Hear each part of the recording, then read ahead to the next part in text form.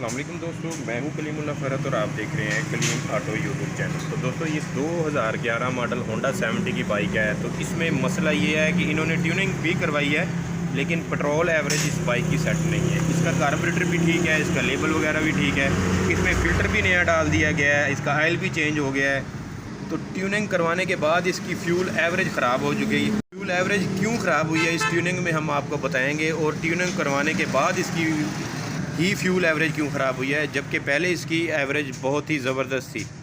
इसकी mixture screw की setting भी हो चुकी है। तो इसकी चेकिंग करते हैं। अब हम प्लग खोलेंगे, प्लग खोलने के बाद इसकी सूरत हाल देखते हैं कि तो क्या बाकी इसकी फ्यूल एवरेज इसकी ख़राब है। कस्टमर का कहना है कि ट्यूनिंग करवाने के बाद ही इसकी फ्यूल एवरेज ख़राब हो चुकी है। तो ये देख सकते हैं आप, तो वाकई इस बाइक की फ्यूल एवरेज ख़राब हो चुकी है। तो अब हम चेक करेंगे इसकी फ्यूल एवरेज कौन सी वजह से ख़राब है, कहाँ पर फॉल्ट है, क्यों ट्यूनिंग करवाने के बाद ही फ्यूल एवरेज ख़राब हुई है इस बाइक की।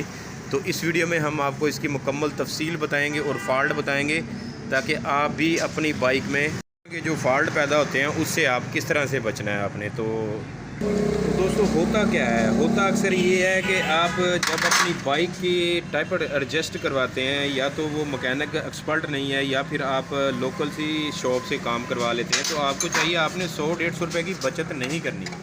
जब भी आपने अपनी बाइक का काम करवाना है, अच्छे मैकेनिक से अच्छी शॉप पर आपने जाना है। अपनी बाइक को सेफ़ रखना चाहते हैं तो आपने 100-200 रुपये की बचत बिल्कुल भी नहीं करनी। इससे आपकी फ्यूल एवरेज ख़राब होगी तो आपका रोज़ का बजट ख़राब हो जाएगा। तो दोस्तों मेन जो सी बात है वो आपको मैं इस वीडियो में बताऊंगा। आपको किसी ने भी ऐसी मेन वजूहत जो उनकी नहीं बताई कि ट्यूनिंग के बाद फ्यूल एवरेज क्यों ख़राब हुई। और हमने इस बाइक के टैपर्ड जो से हैं वो चेक करेंगे हम। टैपर्ड कवर हमने दोनों टैपर्ड कवरों को खोलना है। टैपर्ड कवर खोलने के बाद हमने इस मैग्नेट को जो है टॉप पोजीशन पर लाना है। यहाँ पर टी का निशान होता है, तो ये टी का निशान यहाँ पर होना चाहिए, और टैपर्ड जो है फ्री होने चाहिए। यहाँ पर ये टॉप पोजीशन पर नहीं है, तो दोबारा हमने इसको घुमाना है। मैग्नेट को दोबारा घुमाने के बाद ये देखें, ये टी का निशान यहाँ पर हमने इसके सामने रखना है। तो इस मैग्नेट को इस तरह से घुमाएँगे तो यहाँ पर टैपर्ड जोन से फ्री होना चाहिए। ये देखें, अब ये टैपर्ड जोन से वर्किंग नहीं कर रहा। तो अब हमने इस टैपर्ड की सेटिंग करनी है। उसके बाद हम इस बाइक की ट्राई लेंगे। ट्राई लेने के बाद प्लग की हालत चेक करेंगे। यही वाला प्लग है, ये आप देख सकते हैं। ये देखें इस प्लग की किस तरह से इसकी एवरेज ख़राब है। तो जब फ्यूल एवरेज ख़राब होगी तो आपकी प्लग जो है आपकी बाइक का वो काला स्याह निकलेगा। तो जब फ्यूल एवरेज ठीक होगी तो उसके बाद मैं आपको दिखाऊँगा इसकी सूरत हाल इस प्लग की क्या है। टैपर्ड एडजस्ट करेंगे। टैपर्ड एडजस्ट हमने किस तरह से करने हैं, तो हम ये गेज की मदद से टैपर्ड एडजस्ट करेंगे। हम अंदाजे के साथ नहीं करेंगे टैपर्ड एडजस्ट। तो ये गेज के नंबर होते हैं, नए मॉडल का 0.10 नंबर होता है। इसी तरह ओल्ड मॉडल का हम 0.8 की सेटिंग करेंगे। तो टैपर्ड अगर ज़्यादा लूज़ होंगे तो फिर आवाज़ करेंगे, अगर ज़्यादा टाइट होंगे तो आपकी बाइक की पेट्रोल एवरेज जो है वो ख़राब होगी। तो यहाँ पर ये गेज हमने निकाली हुई है। तो ये देखें, ये गेज इसके अंदर इंटर नहीं हो रही। ये देखें, इसका टैपर्ड इतना टाइट हुआ है ये पेट्रोल वाला, तो इसलिए इस बाइक की फ्यूल एवरेज ख़राब है। तो ये टैपर्ड हम गेज की मदद से इसकी सेटिंग करेंगे। सेटिंग करने के बाद हम तो इसकी सूरत हाल हम चेक करेंगे। दोबारा सेटिंग करने के बाद, ट्राई करने के बाद, फिर हमने प्लग की जो है वो सूरत हाल चेक करेंगे, क्या इसका वाकई पेट्रोल की एवरेज सेटिंग हुई है या नहीं। तो दोस्तों गेज की सेटिंग इस तरह से होती है। ये थोड़ा सा टाइट ही बाहर निकलना चाहिए। तो अगर ये लूज़ होगी या ज़्यादा आराम से जाएगी तब फिर हमने ये इस बोल्ट को लूज़ करना है और इस एडजस्ट को थोड़ा सा टाइट कर देना है। तो कुछ मैकेनिक भाई अंदाजे के साथ कर देते हैं। तो ये देखिए यहाँ पर ये टाइट हो चुका है, तो गेज को आराम के साथ ही बाहर निकलना चाहिए। ये देखें थोड़ा सा टाइट हो। तो कुछ जो उनसे मैकेनिक भाई होते हैं जो 1 साल लगाकर या 2 साल लगाकर शॉप बना लेते हैं, तो वो ये उनको इस टैपर्ड के काम का पता नहीं होता कि इस वजह से फ्यूल एवरेज ख़राब हो जाती है। उन्होंने क्या करना होता है कि हमने बाइक को साउंड करना है, इसके टैपर्ड को टाइट कर देना उन्होंने। जब टैपर्ड को टाइट करेंगे हम, उस तरह टैपर्ड एडजस्ट हो चुके हैं। इसी तरह से हमने नीचे वाले टैपर्ड को एडजस्ट करना है, जिस तरह से हमने ऊपर वाला एडजस्ट किया है।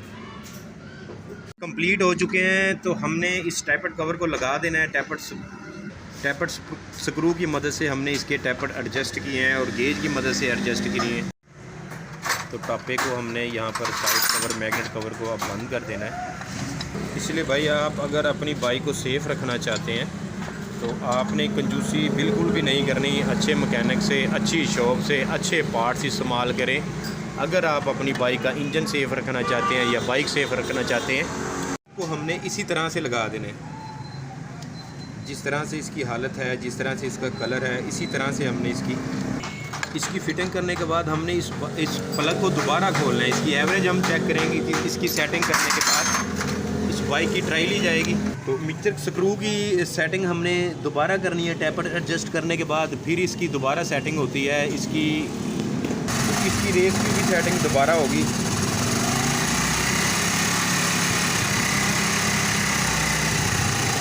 आप यहाँ से रेस को बढ़ा सकते हैं या फिर आप अपनी हाथ की मदद से भी रेस को पकड़ के रख सकते हैं। उसके बाद हमने इसकी सेटिंग करनी है। तो जहाँ पर इसकी रेस जो है रिलैक्स होगी, बाइक रिलैक्स होगी, वहाँ पे हमने इस मिक्सर स्क्रू को खोलते हुए रोक देना है।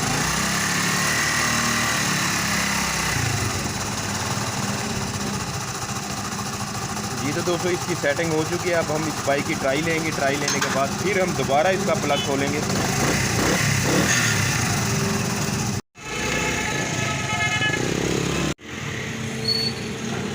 इसकी मुकम्मल हो चुकी है। तो अब हम इसका प्लग खोलेंगे। प्लग खोलने के बाद ही हमको पता चलेगा कि इसकी फ्यूल एवरेज किस तरह से हुई है, बेहतर हुई है या नहीं हुई।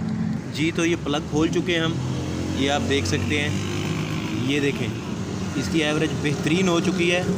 तो ये जो गलतियाँ थी मैंने आपको बताई हैं आपने ट्यूनिंग के दौरान, तो ये लोकल मैकेनिक करते हैं। तो इस वजह से आपकी बाइक की ट्यूनिंग करवाने के बाद फ्यूल एवरेज ख़राब हो जाती है। जब तक आपकी बाइक के टैपट एडजस्ट ठीक से नहीं होंगे, आप जौन सी मर्ज़ी चीज़ नहीं डलवा लें, प्लग नया डलवा लें, फ़िल्टर दोबारा नया डलवा लें या ट्यूनिंग दोबारा करवा लें, कार्बोरेटर नया चेंज किया जाए, तब तक आपकी बाइक की फ्यूल एवरेज दुरुस्त नहीं होगी। दोस्तों अगर आपको ऐसी वीडियो में इंटरेस्टेड हैं तो आप हमारे चैनल को सब्सक्राइब करें और बेल को दबा दें ताकि ऐसी हर आने वाली नई वीडियो आप तक पहुंचती रहे। तब तक के अल्लाह हाफ़िज़।